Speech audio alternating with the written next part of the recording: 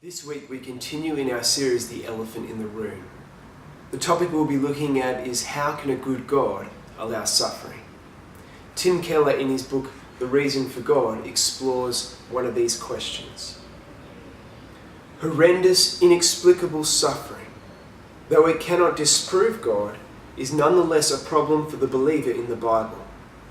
However, it is perhaps an even greater problem for non-believers. C.S. Lewis described how he had originally rejected the idea of God because of the cruelty of life. Then he came to realize that evil was even more problematic for his new atheism. In the end, he realized that suffering provided a better argument for God's existence than one against it. Lewis recognized that modern objections to God are based on a sense of fair play and justice.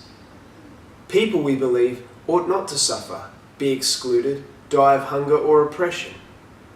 But the evolutionary mechanism of natural selection depends on death, destruction, and violence of the strong against the weak. These things are all perfectly natural. On what basis, then, does the atheist judge the natural world to be horribly wrong, unfair, and unjust? The non-believer in God doesn't have a good basis for being outraged at injustice, which, as Lewis points out, was the reason for objecting to God in the first place. If you are sure that this natural world is unjust and filled with evil, you are assuming the reality of some extranatural or supernatural standard by which to make your judgment.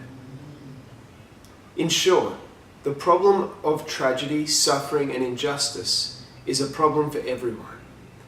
It is at least as big a problem for non-belief in God as for belief.